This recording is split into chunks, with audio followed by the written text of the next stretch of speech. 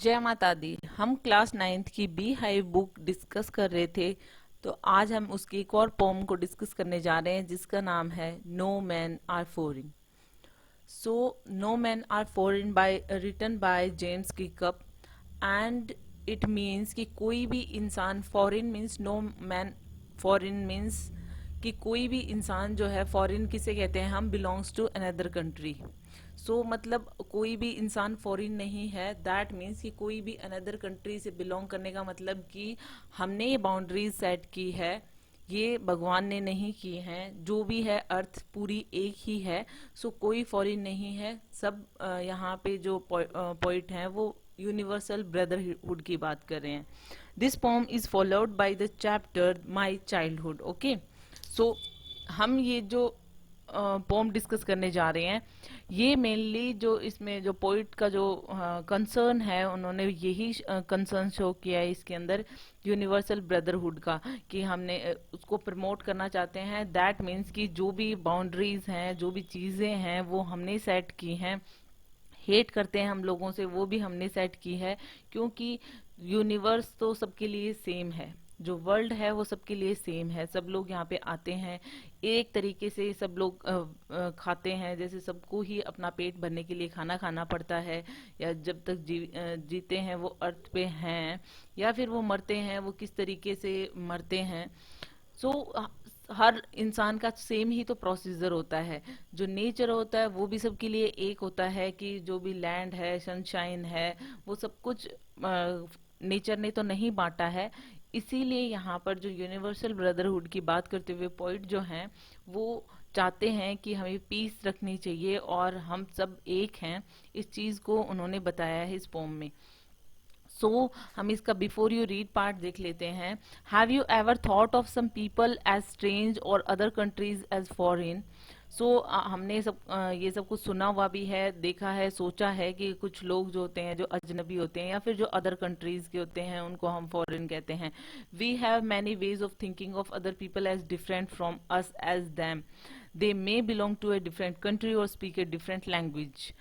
हम लोगों को कैसे अलग बताते हैं, क्योंकि या तो वो डिफरेंट कंट्री से बिलोंग करते हैं, या फिर वो डिफरेंट लैंग्वेज बोलते हैं। हम किसी भी चीज पे को सेट करके हम बाउंड्रीज सेट करते हैं, कि अगर उसकी कंट्री अलग है वो फॉरेन हो गया, या फिर उसकी लैंग्वेज अलग है। हमने ही लोगों को इस तरीके से डिफ्रेंशिएट किया है। In this poem, however, the poet reminds us of the many ways in which we all the same, we are all the same, for we are all human. क्योंकि इस जो पोम में पोइट यही कहना चाहते हैं कि हम जो डिफरेंट लैंग्वेज बोलते हैं, अगर डिफरेंट कल्चर अडॉप्ट करते हैं, ये चीजें मायने नहीं रखती हैं। वो हमें यही याद दिलाना चाहते हैं कि किस तरीके से हम लोग सेम हैं, कौन कौन सी चीजें हैं जो हमें एक जैसा बनाते हैं। इसलिए कोई भी इंसान फॉरेन नहीं है। क्यों? क्योंकि after all we all are human beings. हम सारे इंसान हैं। दैट्स वाई कि इस पोम में भी वही सारी चीजें बताई हुई हैं कि कौन सी चीजें होती हैं एक इंसान की लाइफ में, वो जो सेम होती हैं, और फिर भी हम लोगों को इस तरीके से स्ट्रेंज कहते हैं। इसमें यही सब कुछ बताया हुआ है कि स्टार्टिंग से एंड तक, कि जो भी हैं ये बाउंड्रीज जो हैं, फेंसेस हैं, वो हमने बनाई है according to the different language, culture. क्योंकि देखा जाए तो, लेकिन जो इसमें बताया गया पोम में, कि हम किस तरीके से सेम है। जैसे हम सब जिंदा होते हैं, हम सब एक अर्थ पे चलते हैं, हमारी डेथ होती है, तो हम इसी अर्थ पे किस तरीके से, हमारी ग्रेव्स जो होती हैं सबकी सेम ही होती हैं। दैट मीन्स सबको ही दफनाया जाता है। और साथ ही साथ में और भी बहुत सारी सिमिलरिटीज हैं। जैसे पीस होती है तो हमें गुड फूड मिलता है, वॉर होती है तो सब ही स्टाव करते हैं, सभी परेशान होते हैं। सबके सिमिलर हाथ हैं, जिससे कि वो हार्ड वर्क करते हैं, अपनी जो रोजी रोटी है वो कमाते हैं। सबकी वही आंखें हैं, कि लाइक कि जब आप उठते हो सबकी आंखें खुली रहती हैं, जब आप सोते हो आपकी आंखें बंद हो जाती हैं। और अगर हम किसी को चीट या हेट करते हैं तो समझो कि हम खुद को कर रहे हैं। अगर हम वेपन उठाते हैं किसी के अगेंस्ट, तो उसमें भी हम अपनी जो अर्थ है उसको इम्प्योर कर रहे हैं।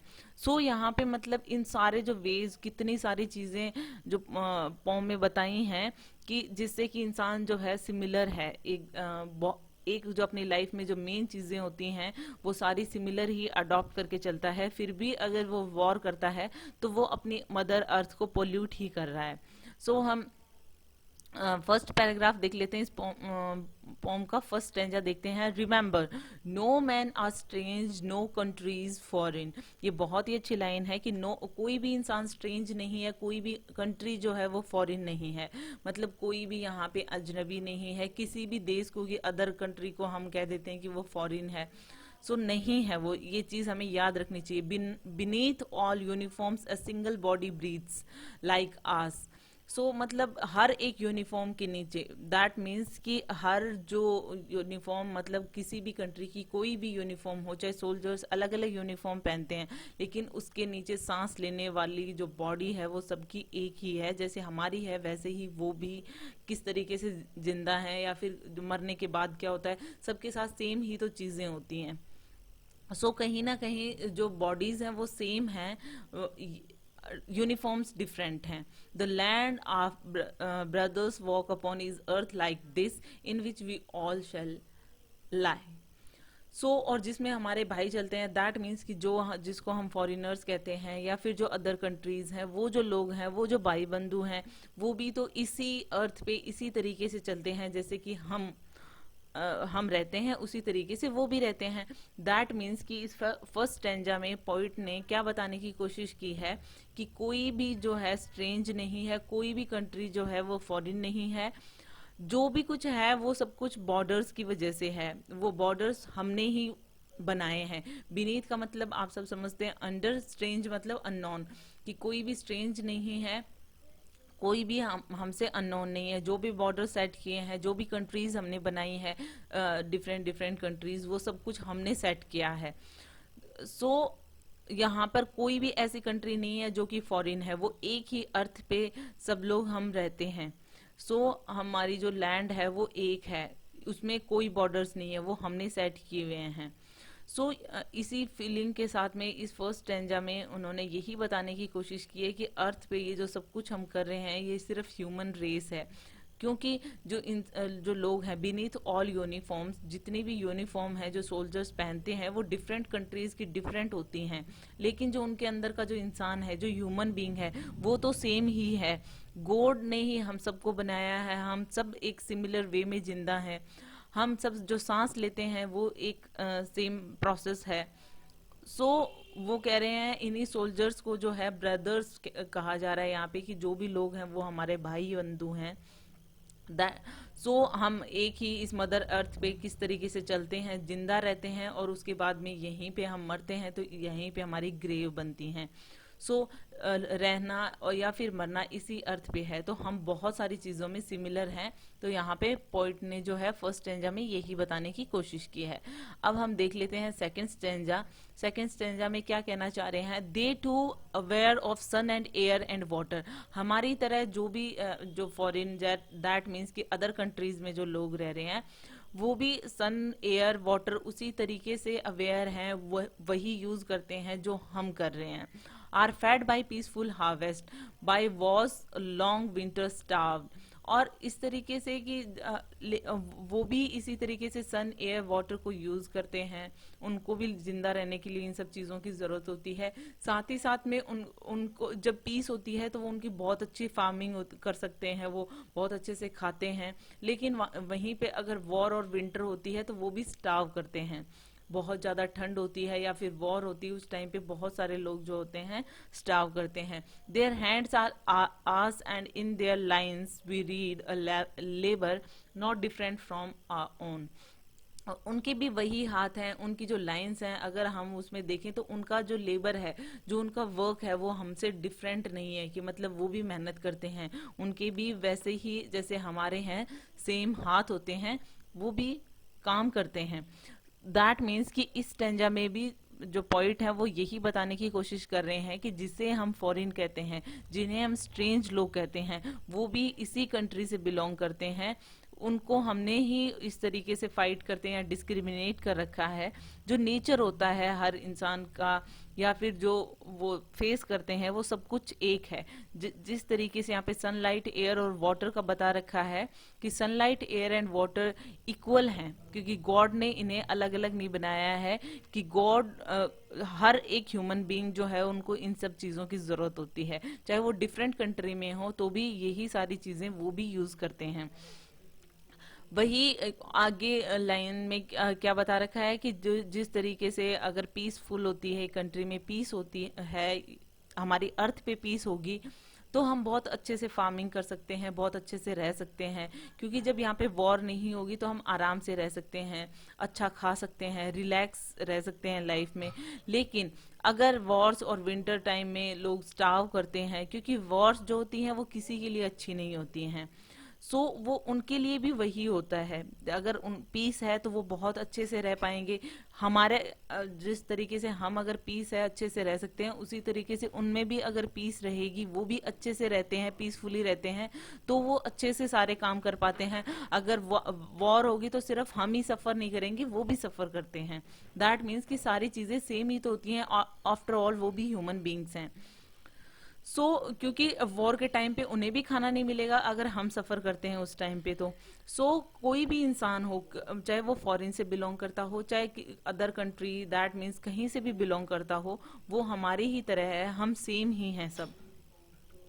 इवन उनके जो हाथ है ना वो भी सेम है, जैसे कि हम हार्ड वर्क करते हैं, वो भी उन्हीं हाथों से हार्ड वर्क करते हैं और अपनी रोजी रोटी कमाते हैं। तो इस तरीके से जो पॉइंट है उन्होंने यही बताने की कोशिश की है कि कोई भी डिफरेंस नहीं है।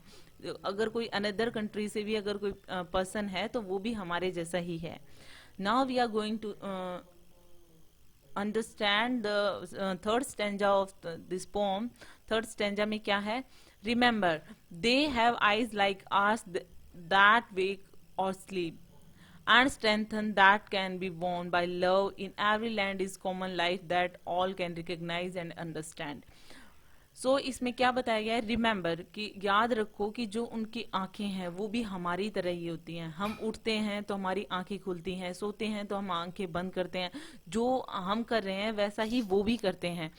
हम कोई भी इंसान हो, कोई भी शक्ति हो, इतनी ताकत होती है लव में कि हम किसी से भी मतलब अच्छे से बात करेंगे, अपना अफेक्शन शो करेंगे तो हम किसी को भी जीत सकते हैं, किसी का भी दिल जीत सकते हैं। तो ऐसा सबके साथ होता है। हर एक जो लैंड है उसमें सब कॉमन लाइफ, दैट मीन्स सब एक तरीके से रहते हैं। That all can recognise and understand, ये सिर्फ चीज पहचानने की और समझने की है।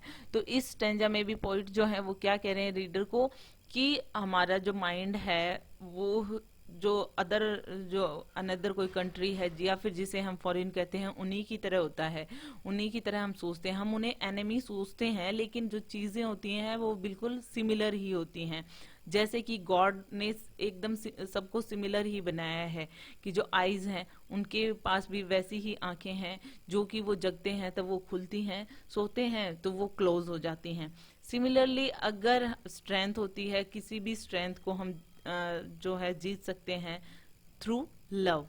एंड इन एवरी कंट्री, हर एक कंट्री में यही होता है, यही कॉमन चीज होती है, हर की लाइफ में यही सारी चीजें होती हैं अगर वो ह्यूमन बीइंग है तो। जैसा कि life means all the things that are living, और जो ह्यूमन बीइंग्स जो देखते हैं, रिकग्नाइज करते हैं, अंडरस्टैंड कि एक दूसरे की जो फीलिंग्स हैं उसको अंडरस्टैंड करते हैं। यहाँ पे बस पहचानने की देर होती है कि जो भी हम देख रहे हैं, समझ रहे हैं कि लोग जो हैं वो बिल्कुल भी हमसे अलग नहीं है, वो बिल्कुल सेम है, वो सारी चीजें वही करते हैं जो हम करते हैं। कोई भी हमारे बीच में इसलिए कोई वॉर नहीं होनी चाहिए और कोई भी फाइट्स नहीं होनी चाहिए। Now we are going to read out the fourth stanza. Let us remember whenever we are told to hate our brothers, it is ourselves that we shall dispose, betray, condemn. Remember we who take arms against each other. यहाँ पे again वही चीजें बताई हैं कि किस तरीके से हम एक दूसरे से सिमिलर हैं, कि ये भी चीज याद करो कि whenever we are told to hate our brothers, कि कभी भी हमें अपने भाइयों से नफरत करने के लिए कहा जाता है, दैट मीन्स कि जिसे हम स्ट्रेंज या फॉरेन या अदर कंट्री से बिलोंग करने वाले लोग कहते हैं, जो कि हमारे भाई हैं, अगर हम उनसे नफरत करते हैं तो इट इज आर सेल्फ, कि वो हम खुद हैं जो अगर हम चीट फाइट या जो भी चीजें करते हैं, डिस्पोजेस का मतलब क्या होता है, डिप्राइव, कोई या बिट्रे, किसी को धोखा देते हैं, तो वो सब चीजें सोचो हम खुद के साथ कर रहे हैं। दैट मीन्स कि यहाँ पे जो पॉइंट है वो सेम चीज फिर से रिपीट कर रहे हैं कि कोई भी पर्सन से अगर आप हेट कर रहे हो जो कि अनदर कंट्री से बिलोंग करता है, या फिर तुम सोचते हो कि वो हमारा एनिमी है, किसी के को आप एनिमी जैसी फीलिंग रखते हो, दैट मीन्स आप खुद के साथ वैसी फीलिंग रख रहे हो, खुद को चीट कर रहे हो, खुद को कंडेम कर रहे हो, खुद को डिप्राइव कर रहे हो।